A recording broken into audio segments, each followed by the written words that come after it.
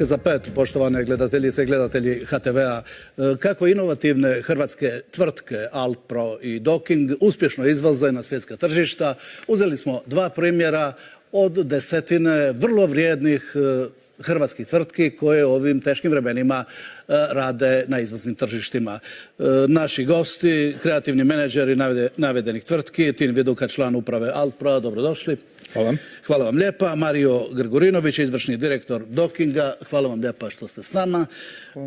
Poštovane gledateljice i gledatelji, samo znak, naša adresa, Facebook Hrvatska za pet. I tu je Hrvatska za pet @hrt.hr. Dakle, vrijedni inovativni hrvatski izvoznici. Ukoliko imate sličnih primjera, predložite, komentirajte, rado ćemo vas poslušati. Pitanje na čemu vi, poštovana gospodo, kao kreativni menadžeri vaših tvrtki, temeljite izvoz vaših inovativnih proizvoda. Kako to radi Alpro i zašto danas funkcionirate izvrsno i u svijetu, u cijelom svijetu? Pa dakle, mi smo uvijek voljeli reći da je inovativnost temelj zapravo naše konkurentnosti na svjetskom tržištu. Globalno tržište danas, a i prije, je uvijek tražilo kvalitetne inovativne proizvode. Tome svjedoči i naš izvoz naših proizvoda u preko 50 zemalja svijeta. Visokotehnološki industrijski proizvod će uvijek imati dobru prođu, se tako izrazim, na globalnom tržištu. Samo je pitanje vremena kada. Znači, nema nikakvih prepreka, niti pandemija, niti nekakva krizna gospodarska situacija, ipak se može.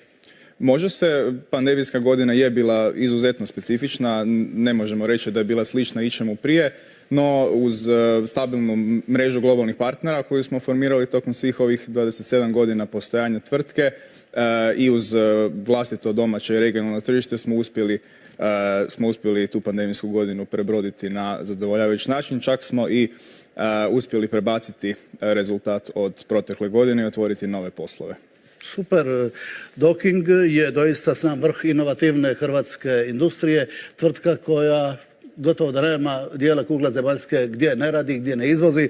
Gospodine Grgurinoviću, vi kao izvršni direktor Dockinga možete reći kako ste dospjeli na sva tržišta, kako uopće funkcionirate, kako inovirate, kako radite nove strojeve koje će kupci zadovoljni iz različitih dijelova svijeta kupiti. Da, tvrtka Docking postoji od 1991. godine. Ove godine slavimo 30 godina postojanja.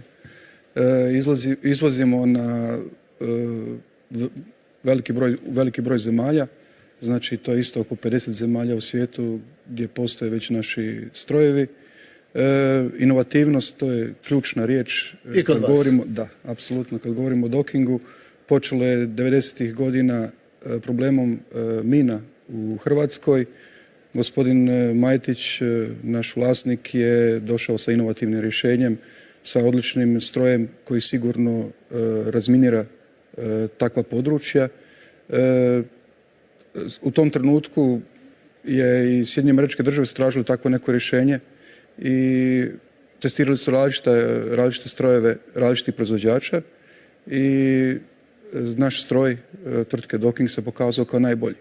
I kad imate na početku takvu jednu referencu kao što je američka vojska, onda je lakše dalje ići i osvajati tržišta.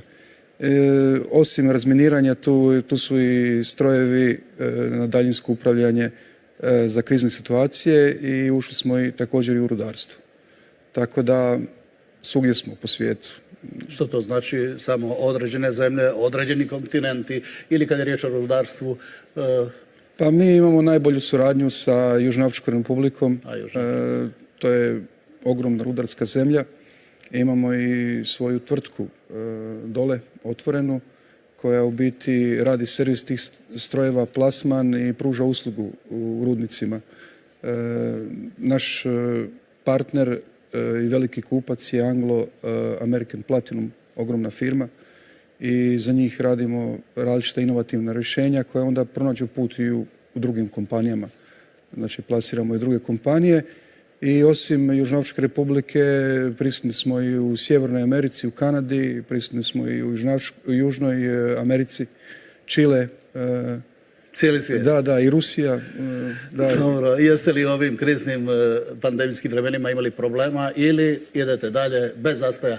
Pa idemo dalje bez zastoja. Evo isto mladi kolega je rekao da su podigli realizaciju 2020. odnosno 2019. To je slučaj također i sa Dockingom.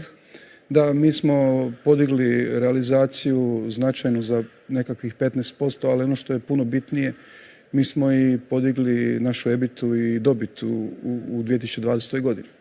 A 2021. kako sada stvari stoje, bit će vjerojatno možda i najbolja Dockingova godina. Tako su se karte posložili. Znači, u vašoj velikoj obljetnici bit će to najveći rezultat. Pa je. I najbolji... Da, to realno očekujemo. Radimo na tome. Prvi kvartal još nije završio, ali postigli smo već odličan rezultat. I ostali kvartali također su pozitivni. Naime, poslove koje mi ugovaramo, priprema za te poslove se događa prije. Tako da već možemo reći sa sigurnošću ova godina kako bi trebala izgledati. Tako da. Evo, hvala vam lijepa. Ići ćemo sad malo i slikom do vaših tvrtki. Vi ćete komentirati, odgovarati na neka još moja preostala pitanja. Reportaža prva, Martina Klajić u inovativnoj izvoznoj tvrtki Altpro. Režija, molim, nakon toga studio. Punih 27 godina tvrtka Altpro proizvodi signalno-sigurnosne sustave za željeznicu. Koliko su u tome uspješni, govori činjenica da su stvorili tehnologiju kojom se upravlja monorail vlakovima. Ovo je baš za novu liniju koja se radi u Kairu. To mi isporučujemo u suradnji s najvećom svjetskom tvrtkom Bombardier. Znači, monorail je tehnologija, oni koji su putovali po svijetu, to u Europi nema, to su vlakovi na visokim betonskim stupovima koji ovako futuristički kao iz filmova voze. Ovih ormara će ići samo na ovu kairsku željeznicu preko 100 komada. Oni upravljaju detektorima brzine, vremena, smjera i lokacije. Plod je to 10-godišnjeg rada i suradnje s najvećim svjetskim tvrtkama. Tvrtka Altpro je trenutno jedini proizvođač detektora za monorail vlakove na svijetu. Po njihovim zahtjevima mi smo to izradili i ovo je sada praktički naše vlasništvo, inovativni proizvod koji se koristi ne samo u ovom projektu u Egiptu, nego i u Americi i u Kini. Ovo je budućnost prijevoza. Vlak nema strojovođu, a u kineskom gradu Wuhu detektori su na željeznici godinu dana. Tu su vam naši detektori. Oni su vam na ovoj pruzi. A da sve funkcionira kao po špagi, zadatak je Hrvoja Mikovića. U Altpro radi 4 godine. Stručno usavršavanje za njega je prijeko potrebno. Bilo je tu mnoštvo internih edukacija i vanjskih edukacija koje su bile potrebne da bi zapravo ovakav jedan uređaj se i mogao ispitati dovoljno kvalitetno. Razvili su i program mentorstva. U tvrtki je zaposleno 180 radnika. Kolege sa puno više radnog iskustva, znači tu pričamo o 40-50 godina radnog iskustva, koji svoje znanje prenose na mlade kolege. Prosjek godina nam je negdje oko 34-35 u cijeloj tvrtci, s tim da jako puno zapošljavamo sa fakulteta. Ulaganje u znanje s jedne strane i proizvodnja visoko kvalitetnih proizvoda s druge ključ su uspjeha. Mi proizvodimo sustave za automatsko zaustavljanje vlakova. Evo sad smo prije 2 tjedna dobili narudžbu za 42 vlaka za Veliku Britaniju i to od najveće svjetske tvrtke Stadler iz Švicarske, što mislim da je veliki uspjeh. Druga je niša ta senzorske tehnologije. Tu nas ima 3 tvrtke na svijetu koje rade elektroničke senzore za detekciju željezničkih kotača, a mi smo sada na neki način u toj širini u kojoj smo krenuli specijalizirajući se, možda smo najdalje otišli. Dokaz tomu je i izvoz u 51 zemlju diljem svijeta. Da budu korak ispred konkurencije, uvelike im pomaže novac iz europskih fondova. Zahvaljujući njemu odradili su već 10-ak projekata. Među njima i nabavu komore za klimomehanička ispitivanja, jedine na jugoistoku Europe. Prvenstveno nama služi u razvojnim aktivnostima za testiranje rada uređaja u ekstremnim vremenskim uvjetima i za simuliranje rada uređaja na terenu te umjetno starenje uređaja. Ona je nabavljena putem EU fondova iz jednog od naših projekata koji je sada već završio i evo ga, sve što vidite u ovoj prostoriji je vrijedilo preko 3 milijuna kuna. Još jedan veliki projekt je ispred njih. Najveći trenutno naš projekt se tiče razvojne aktivnosti za novi brojač osovina i novi senzor koji će biti nešto potpuno novo na tržištu i nadamo se da ćemo biti prvi od svih naših konkurenata koji će takav tip proizvoda izbaciti na tržište. Iako im je promijenila način poslovanja, korona kriza je otvorila i nova tržišta.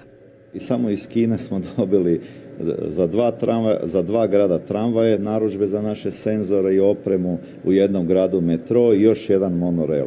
To je samo dokaz da smo dobro reagirali u krizi, da smo osigurali sad jednu punu zaposlenost, ne samo za ovu godinu, nego za i druge. Iskoristili smo tu priliku što je možda, mi smo mali, mi lakše komuniciramo, svugdje imamo partnere i agente.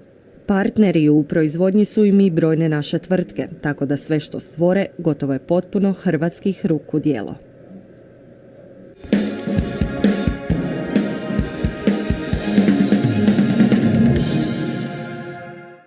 Doista vrijedno, gospodine Viduka.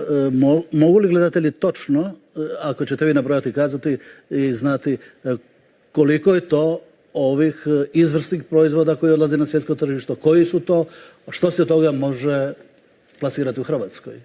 Znači, naši proizvodi spadaju u domenu sigurnosnih uređaja, prometnih sigurnosnih uređaja i kao takvi su visoko normirani i podliježu vrlo strogim zahtjevima i propisima. Dijelimo ih u dvije niše, dakle proizvodi za željezničku infrastrukturu i proizvodi za željeznička vozila. Ovo što ste sada vidjeli u prilogu, to se odnosi na proizvode iz segmenta željezničke infrastrukture, konkretno detekcije vlakova. Ovdje smo jedan od lidera u svijetu, a apsolutno smo jedinstvena i prva tvrtka u svijetu koja je razvila taj sustav upravljanja prometom za monorail vlakove. Monorail vlakovi su jedan relativno novi i inovativni način transporta koji je pogodan za visoko urbane sredine, jer on, dakle, vlak putuje bez strojovođa, dakle potpuno automatizirano na izdignutim šinama iznad cestovnog prometa i na taj način nema nikakvog negativnog međuutjecaja između ta dva vida prometa i u potpunosti može biti precizan i efikasan. Trenutno radimo na tom tipu projekata u američkom Los Angelesu na aerodromu, radimo u Kairu na novoj liniji prema njihovom novom administrativnom središtu koje su dislocirali iz glavnog grada, te radimo na dvije lokacije u Kini. U Kini imamo još drugih projekata na metrojima i na tramvajima, ali... Ovi naši tramvaji u Zagrebu i vlakovi, oni voze još 60.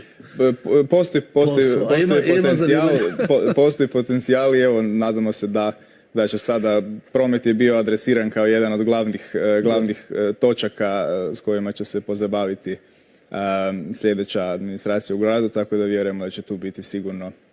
U svakom slučaju ćemo imati priliku svoje iskustvo sa globalnog tržišta prenijeti i ovdje. I još jednu stvar, molim vas, ovi silni, vi sigurno imate rješenja za ove silne, neoznačene putne prijelaze u Hrvatskoj, toliko ljudi gine. Imaju li naše lokalne zajednice i tvrtke novca da to jednom konačno opreme, da ljudi mogu biti i djeca sigurni? Pa naš zapravo glavni proizvod, najkompleksniji proizvod iz programa željezničke infrastrukture upravo jest sustav osiguranja željezničko-cestovnih prijelaza. To je potpuno automatizirani sustav koji upravlja tom prometnom lokacijom samostalno i nema nikakve potrebe za ikakvim vanjskim upravljanjem, što ga čini maksimalno sigurnim. Postoje sredstva, postoje planovi. Zašto Hrvatska onda nije pokrivena u cijelosti time? Postoje sredstva i postoje programi i planovi za budućnost, tako da vjerujemo da će se sad to zbilja jednom za svagda riješiti. Tako, dobro, a što se tiče ovih drugih većih svjetskih poslova, koliko ste konkurentni, rekli ste na svjetskom tržištu da ima samo u nekim poslovima po 2-3 takve tvrtke. Što to znači? Pa da, znači ovim našim segmentom mi smo se specijalizirali za jedan uski segment te željezničke sigurnosne tehnologije i svega se nekoliko tvrtki u svijetu bavi tim tipom posla. Mi smo kao relativno mala tvrtka u svjetskim okvirima, unatoč tome što imamo preko 180 zaposlenika i radimo na 5 lokacija u regiji. Unatoč tome smo relativno mala tvrtka i zato moramo biti fleksibilni. Moramo biti fleksibilni, raditi custom made proizvode orijentirane na kupca koji rješavaju određeni specifični problem i to nam je omogućilo da zapravo budemo interesantni i krajnjem kupcu, ali i velikim tvrtkama kao što su Alstom, Bombardier ili Stadler koji je bio spomenut u prilogu s kojim imamo najnoviji posao u Velikoj Britaniji, ali i istočne velike tvrtke, veliki kineski integratori kao što su CRRC, CRSC, CREC, imaju dosta ovako jednolična imena, ali to su velike tvrtke sa desecima tisuća zaposlenih koje dolaze i kod nas u Europu. Hvala vam lijepa. Naša sljedeća video priča, dakle, Docking proizvodi. Gospodine Grgurinoviću, pogledat ćemo, molim vas, komentirajte, režija, lijepo vas molim, kakve sve proizvode hoćete li detaljno navesti, koliko ste konkurentni i na koji ste način uopće dobili sve poslove na svjetskim tržištima. Da. Evo, izvolite. Da, evo sad gledamo naše strojeve za razminiranje. Imamo 3 takva stroja, imaju interesantna imena, Honey Badger, Skorpion i Bizon. Sa ovim manjim vrlo ga je lako transportirati, kao što vidite, interesantan je za dostaviti ga u zone gdje se teško dolazi sa drugim transportnim sredstvima. Sad je to u helikopteru i ide dalje. Poslije njega dolazi stroj kojega najviše prodajemo, to je MV4 Škorpion. Njega smo isporučili najviše u Sjedinjene Američke Države za američku vojsku. Ima ga, tamo mislim da je količina veća od 130 jedinica, a isporučili smo ga i druge države svijeta. Saudijska Arabija bi izdvojio kao isto značajan naš partner. Tamo smo poslali dosta stroja MV10. Ova 2 manja idu na ove pješadijske mine, da. A veliki MV10 Bizon, on ide na antitenkovske mine, znači može izdržati bez problema detonaciju takve vrste mina, bez nekakvih većih oštećenja, eventualno može izletiti neki dio koji se brzo nadomjesti u 10-15 minuta. To je što se tiče naših strojeva za razminiranje. Dobro, ovo sljedeće što se pokazuje, to je univerzalna takozvana platforma, to je nešto što razvijamo uz pomoć europskih fondova, naziv je Komodo. To je brza platforma daljinski upravljana na hibridni pogon. Nešto je manja od tenka, recimo, ali takvih dimenzija da može lako ući u normalni kontejner i tako se transportirati. Na vrh dolaze različiti moduli. Ono što razvijamo kroz ove europske fondove, to je SBRNE modul, znači za rješavanje nekakvih kemijskih, bioloških, radioaktivnih, odnosno nuklearnih i eksplozivnih ugroza. Ovo ovdje je isto određena primjena takve vrste brze platforme koja može ići do 30 km na sat i line of sight, znači daljina na kojoj možemo daljinski upravljati sa takvom platformom je negdje oko 1,5 km sigurno, ali mi smo radili testiranje i 2,5 km također je moguće. Znači može se koristiti u logističke svrhe, kao što je ovdje prikazano, može se koristiti za, evo ovo je dosta interesantno, različitim vojskama u svijetu, znači to je oružana stanica, tu treba dosta poštivati raznih vojnih standarda. Općenito, evo sad vidite 5 različitih modula koji mogu ići na univerzalnu platformu. To je nešto potpuno novo sada. To je fantastično. Da, u svijetu. Čovjek to ne bi rekao da to dolazi sve iz Zagreba, iz Dockinga, iz Hrvatske, da. I to po cijelom svijetu. Pa da, ovo je nova stvar. Mi također ne možemo putovati baš tako jednostavno, međutim izdvojili smo vrijeme i bili smo sada u Abu Dhabiju na IDEX-u, na sajmu i vidjeli smo da naravno i drugi radi na takvim platformama, međutim još nije niko dogurao da bi to bilo sad skroz primijenjeno. Znači mi smo apsolutno u trendu sa svojim rješenjem i mislim da će biti to nova velika stvar u različitim vojskama u svijetu i ima mjesta za više igrača. Između ostalog i mi računamo na dio kolača.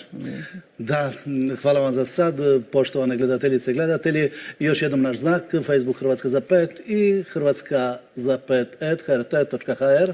Pokazujemo najbolje primjere hrvatskih inovativnih izvoznika. Bilo bi dobro da se i drugi ugledaju u ovakve hrvatske tvrtke. Hrvatska bi procvjetala za 10 godina. Recite, gospodine Viduka i gospodine Grigorinoviću, je li vi morate biti ne samo inovativni, nego štedljivi, morate paziti na sve, je li vi funkcionirate kao javne tvrtke, javne ustanove u Hrvatskoj, ili morate svaku kunu gledati, svaku svoju inovaciju zaštititi i onda tek izići sa najboljim proizvodom na svjetsko tržište?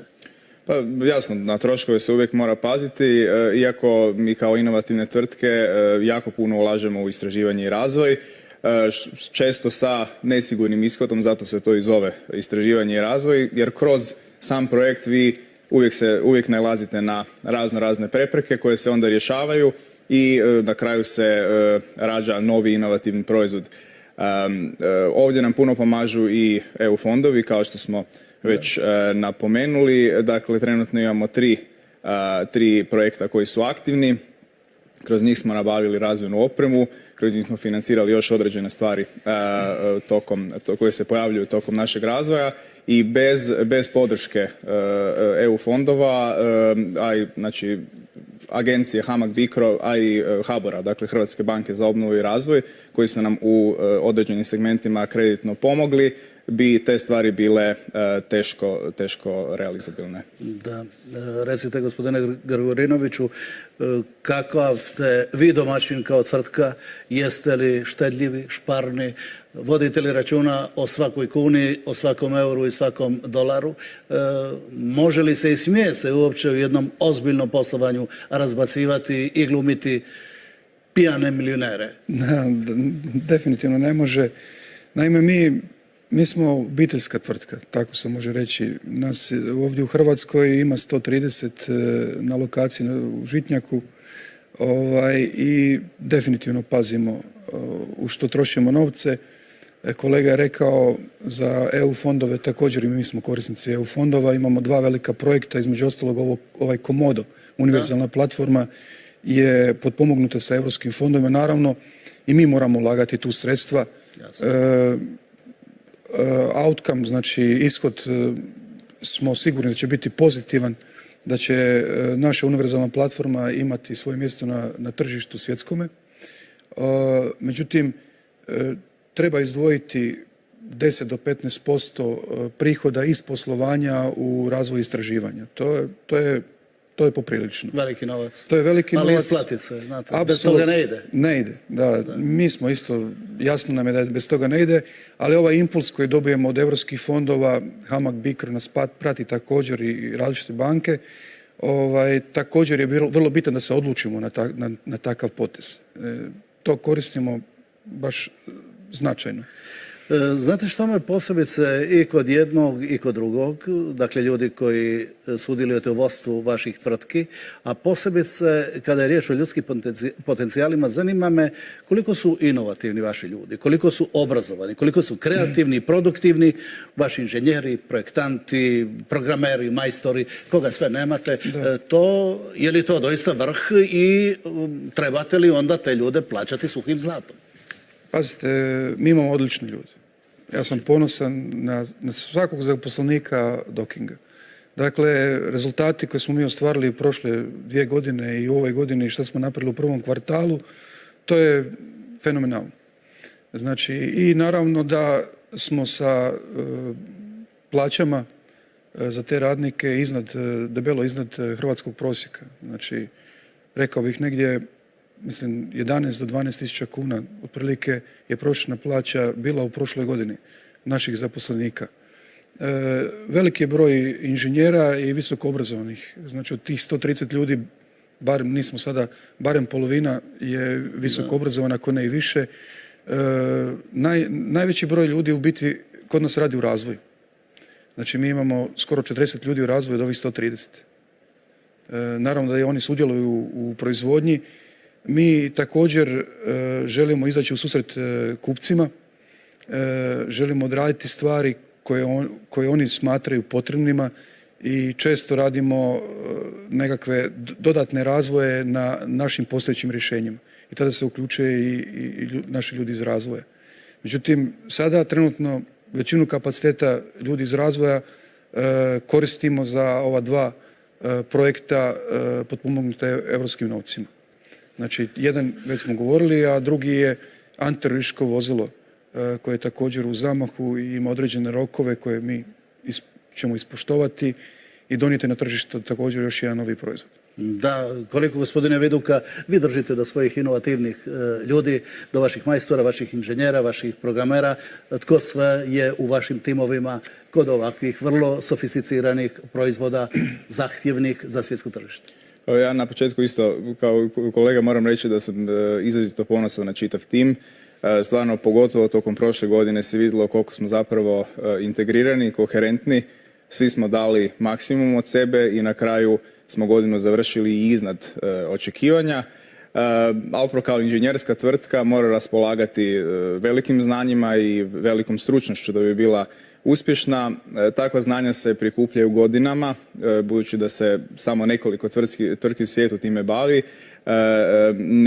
Ne postoji neka široko raširena znanja ili neke enciklopedije iz kojih se takav posao može naučiti, već su to godine akumulacije znanja, razne edukacije, razni odlasci na stručna događanja, konferencije, sajmove, komunikacija na kraju krajeva sa krajnjim kupcima i sa našim inozemnim partnerima i iz svega toga se rađa jedan inovativan, visokotehnološki kvalitetan proizvod. Možemo ponosno reći da smo vjerojatno jedna od vrlo rijetkih tvrtki iz ovog dijela Europe koja je izlagala na svih 6 kontinenata, dakle obje Amerike, Afrika, Europa, Azija i Australija, što sami direktno, što preko naših partnera i takve aktivnosti nam puno koriste u osmišljanju takvih proizvoda i lakšem razvoju i dolasku do tržišta. Još nešto, koliko vi u Alpro i vi u Dockingu držite do svojih inovacija, do svojih patenata, kako ih štitite, je li neke prodajete na svjetsko tržište ili pametno raspolažete s njima dok god proizvodnja ide ili ako ne ide, onda ih negdje u svijetu prodate? Držimo svakako jako puno, budući da puno ulažemo u naše inovacije, znači moraju nam biti jako bitne.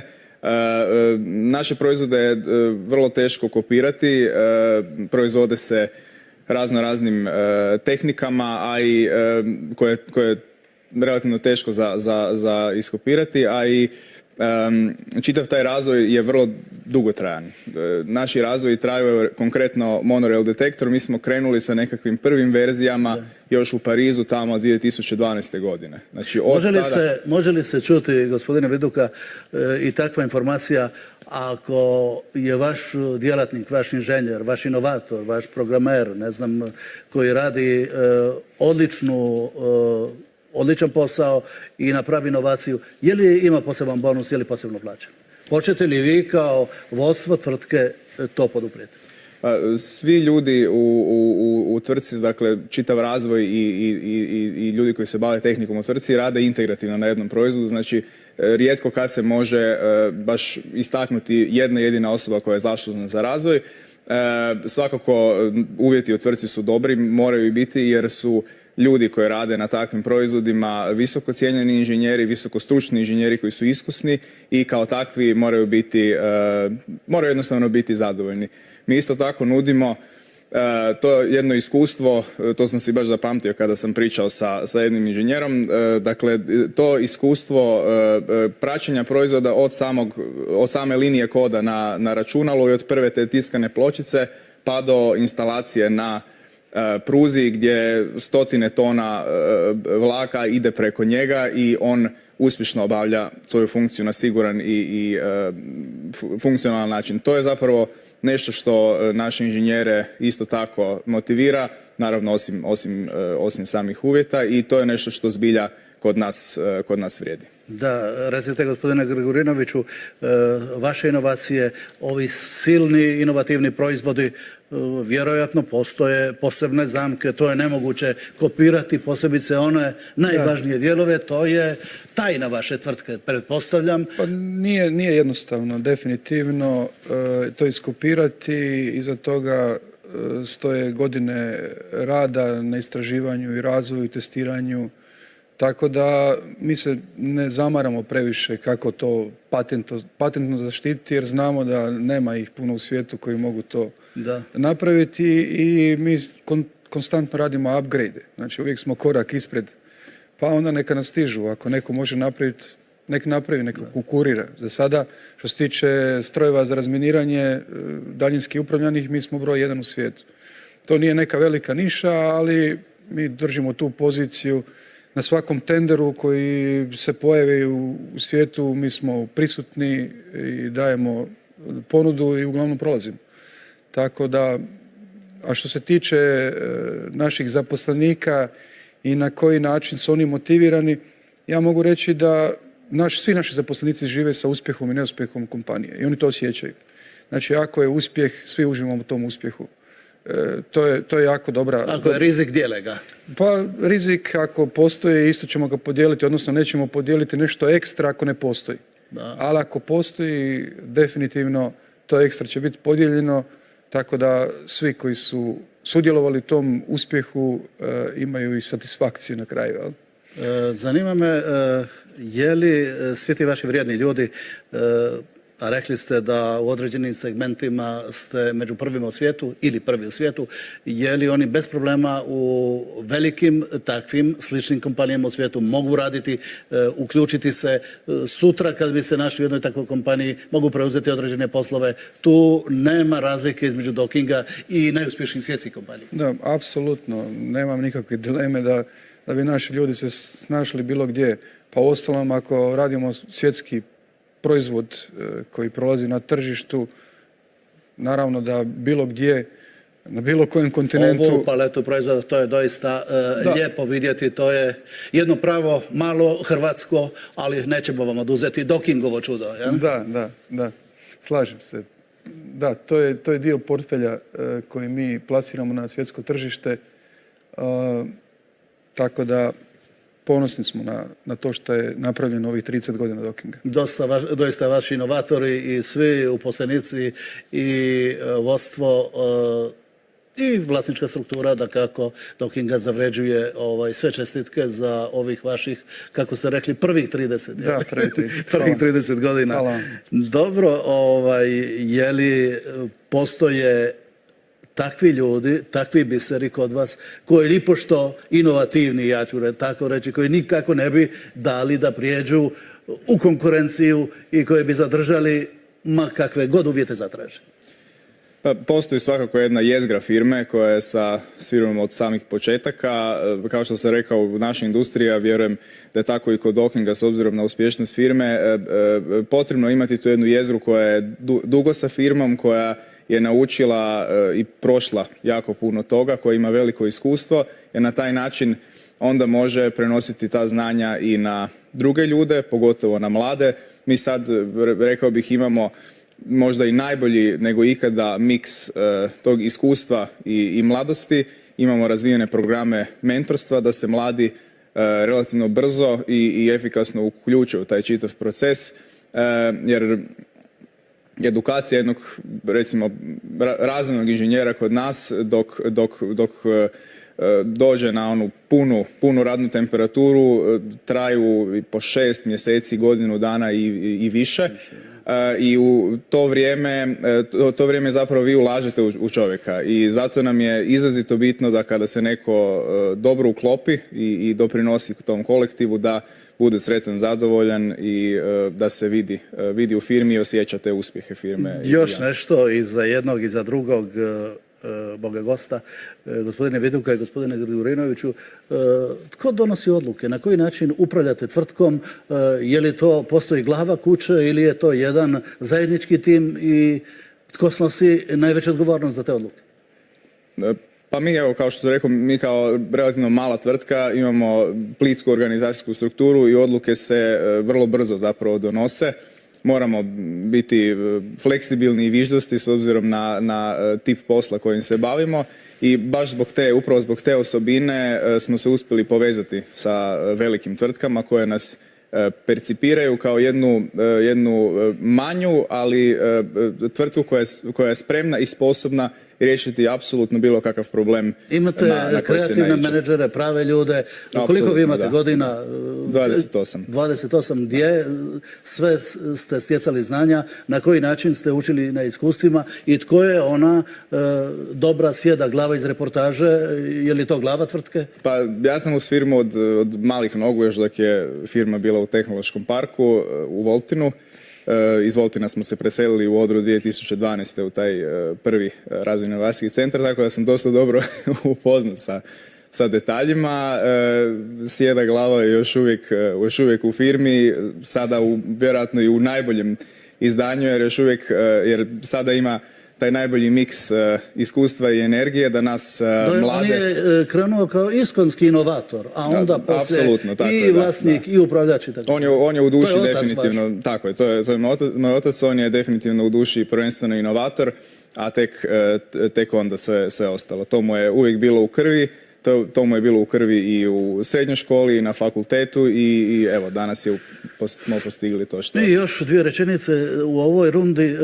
Sad je moda da se ovako tvrtke hrvatske, bilo obiteljske, bilo na neki drugi način izgrađivane, prodaju. Hoćete li vi sačuvati vašu vlastitu obiteljsku tvrtku pod svaku cijenu? Definitivno, dakle, tvrtka Alporoš ima jako puno ispred sebe razvojnog potencijala i bila bi zbilja velika šteta to prodati i napustiti, jer mi smo tek sada zapravo zagrebli prema pravom potencijalu. Ovih 27 godina smo puno ulagali u razvoj proizvoda, u uopće doseg tržišni. Do 51 zemlje u svijetu nije lako doći. Sada smo većinu homologacijskih procesa, dakle dozvola za ugradnju i slično odradili i tek sada trebamo ostvariti puni potencijal tvrtke i puni potencijal proizvoda koje smo razvili, tako da bi bilo kakva prodaja stvarno bila jako loš potez. Vidim ja da se vi spremate za kupovinu drugih, a ne za prodaju vlastite. Dobro, nije loša ideja. Gospodine Grgurinoviću, kako vi, vaša ekipa i cijela upravljačka menadžerska struktura donosi odluke o Dockingu? Je li to zajednički tim? Je li se netko posebno ističe? Postoji li tamo sjeda glava koja upravlja vlasnikom? Apsolutno da, imamo mi svoju sjedu glavu, znači vlasnika kompanije, gospodina Vjekoslava Majetića, koji firmu doživljava kao dijete svoje, može se tako reći, i to je njegov najomiljeniji hobi. On je tamo prisutan od jutra do mraka, kako se kaže.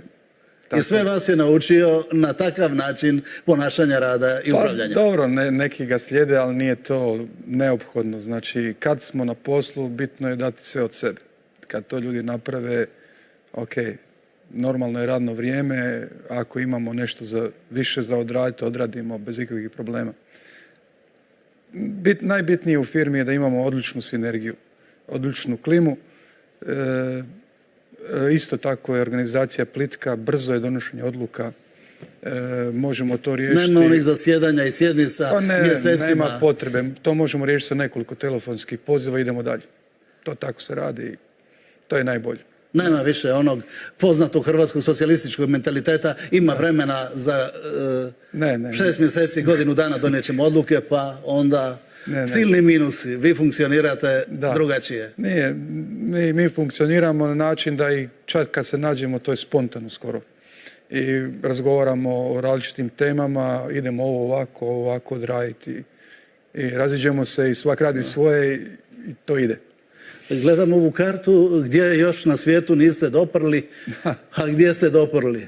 Da, evo, vidite da smo svugdje, ovaj dio Afrike koji je ovako najmanje pokriven, ipak je to Afrika, teško je tamo, a ovo ostalo ćemo pokriti. To u narednom periodu. Mislite za gospodari cijelim svijetom u vašoj branši i u vašoj paleti proizvoda. Lijepo je to čuti. Zanima me kako vodite računa o poslovnoj strategiji, pa u tome neću zaboraviti novo zapošljavanje vaših vrijednih ljudi. Je li pratite ljude na fakultetima? Je li želite radije možda po vlastitim iskustvima i upravljanju obrazovati, educirati, mentorirati ljude koji vam dođu u tvrtku i koga od novih ljudi u tvrtku zapošljavate? Pa mi trenutno imamo otvoren zapravo dosta veliki broj natječaja, najvećim dijelom zbog projekata u Indiji i Kini, gdje se susrećemo zbilja sada sa velikim ozbiljnim poslovima koji zahtijevaju veliku količinu opreme i to na kraju krajeva zahtijeva onda i određene prilagodbe u proizvodnji. Već i neko vrijeme planiramo u nekom kratkoročnom razdoblju i sljedeću proizvodnu investiciju. To bi bila, dakle, treća proizvodna investicija u proteklih 10, 11, 12 godina, što je prava rijetkost u ovim vremenima. Što se tiče samih ljudi, dakle, mi u pravilu zapošljavamo ljude tehničke struke, nije nam bitno da li su studenti ili iskusni. Studente uvijek uvodimo u posao kroz mentorske programe, isto tako imamo i razvijeni program ljetnih praksi sa više fakulteta, tako da mi zapravo studente, dakle mlade ljude, pripremimo već tokom njihovog studiranja, što je i njima izrazito vrijedno iskustvo da bi kad se zaposle mogu se brzo uključiti u čitav taj proizvodni i razvojni proces. Spominjete natječaje, vama ne trebaju namješteni natječaji. Vi tražite izvrsnost, inovativnost, ljude koji imaju znanje i koji žele raditi, no? Imamo vrlo jasne kriterije po kojima biramo ljude i ne idete ovom varijantom klijentelizma, rođačkog kapitalizma, tržišta ili Tražimo samo najbolje od najboljeg, definitivno, da. Jer samo tako možemo biti konkurentni u preko 50 zemalja svijeta, to definitivno drugačije ne ide. Hvala lijepa. Koga vi i na koji način zapošljavate, gospodine Gregorinoviću, u Dockingu? Kako se kod vas može doći? Može li doći baš onaj koji ozbiljno želi raditi, koji je inovativan, koji ima znanje, a koji ima strpljenje? Da, ovako, u vrijeme ove pandemije mi smo imali pojačano zapošljavanje, što je ovako malo paradoks. Stvarno. Da, mi smo imali početkom 2020. godine manje od 100 zaposlenih, a danas imamo 130. U vrlo kratkom roku smo zaposlili veći broj ljudi. Mi također zapošljamo uglavnom ljude tehničke struke i uvodimo ih posao također mentoriranjem. Mi želimo da kod nas dođu ljudi koji su zaljubljenici u robotiku, elektroniku, mehaničke konstrukcije, inženjeri do kosti, kako se kaže. Da. I sigurno će onda u našoj firmi pronaći prostor za igralište. Jel? Znači svoje inženjere, svoje majstore posebice cijenite. Vidim na koji način o njima govorite. Znači da su to ljudi, to je srce vaše kompanije. Apsolutno, to su izuzetni ljudi. Svi ovi proizvodi su nastali njihovim radom. Sve što plasiramo uspješno na svjetska tržišta, to su naši ljudi odradili, počevši od dizajnera razvoja, poslije toga proizvodnja, testiranja, elektronika, proizvodnja svega toga. Mi dosta dajemo posla i u kooperaciju. Međutim, ono što je ključno, znači sama sklapanje proizvoda, elektronika, to radimo, softver to radimo u kući. Znači dio ljudi unutar Hrvatske koji ispunjava rokove, koji želi raditi, koji zna raditi, ima koristi od svih vaših poslova, od rješenja i može dio obitelji živjeti. Ne? Apsolutno, jer pazite, naša realizacija u prošloj godine je bila 104 milijuna kuna, a ove godine računamo da će biti 2,5 puta veća. Dosta toga je otišlo u kooperaciju, znači zavarivanje, metalne konstrukcije, školjke za sve ove naše strojeve je otišlo u razne kompanije u Hrvatskoj.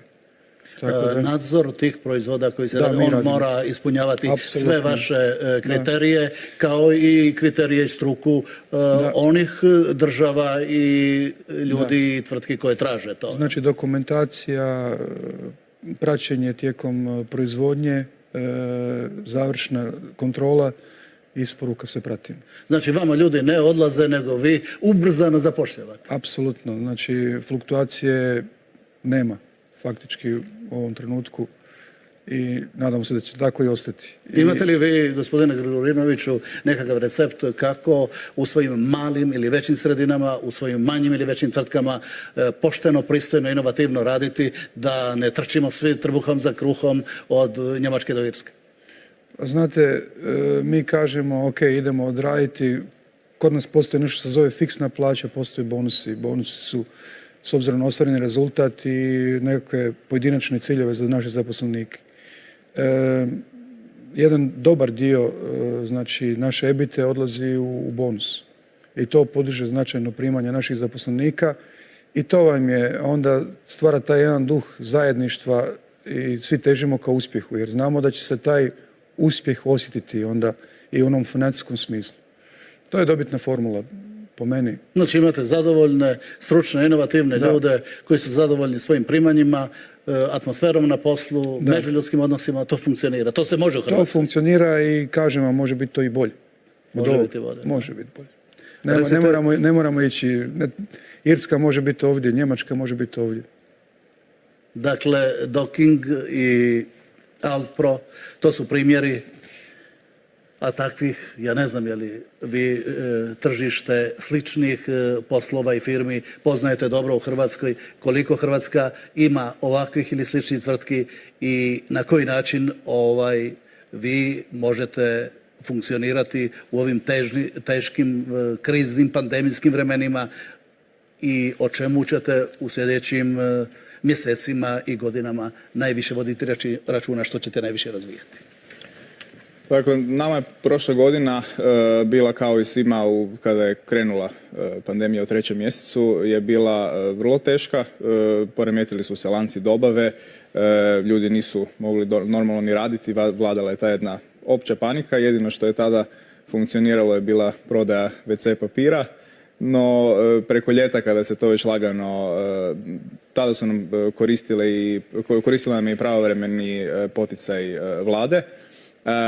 No u 7. mjesecu kada se to sve više manje normaliziralo, uspjeli smo ove zaostale isporuke i poslove sustići i do kraja godine smo, kao što sam naglasio, uspjeli čak i prebaciti prošlogodišnji rezultat.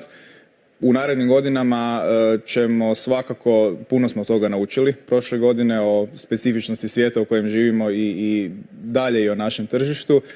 Svakako ćemo se više fokusirati na izvoz, još više.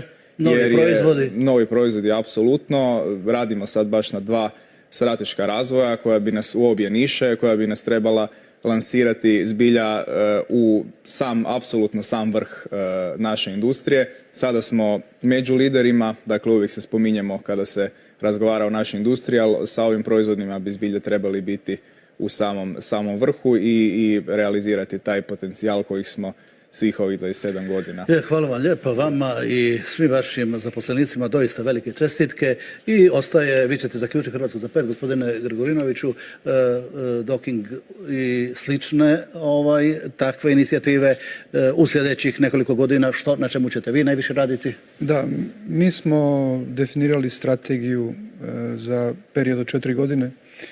Imamo jasnu viziju na čemu trebamo raditi. Volatilnost tržišta na kojem mi nastupamo postoji. Znači mogu se dogoditi jako dobre godine, mogu i lošije godine. Mi trebamo raditi na stabilizaciji naših prihoda i u naš portfelj ubaciti proizvode koji se habaju, znači troše i potrebne su ponovo i ponovo. Znači da stvorimo stalnu potrebu. Tu u prvom redu vidimo veliku šansu u toj rudarskoj opremi. Znači, tu će pre svega reći. Da, mi sada imamo ispred nas jedan period, to se zove production trial ili testiranje u proizvodnji naših strojeva koji su stvarno jedinstveni u svijetu. Niko takve strojeve ne proizvodi. To je za takozvani narrow reef mining. To je kretanje strojeva na visini otprilike metar. I radi se sve na daljinski. Znači i novi proizvodi, i novi razvoj, i pravo gospodarenje. Tako je. Doista i vama i vašim svim zaposlenicima i svima vama koji znate upravljati Dokingom, Alprom i drugim takvim hrvatskim tvrtkama svaka čast, čestitke. Poštovane gledateljice i gledatelji, ukoliko evo želite i vi u svojoj maloj sredini, u svom mikrosvijetu uspjeti, pogledajte ovakve ljude i ovakve tvrtke. Hrvatska ih ima, nisu rijetkost, ali mogli bi i više. Hvala vam lijepa što ste bili s nama. Hvala na pozornosti i na gledanju Hrvatske za pet.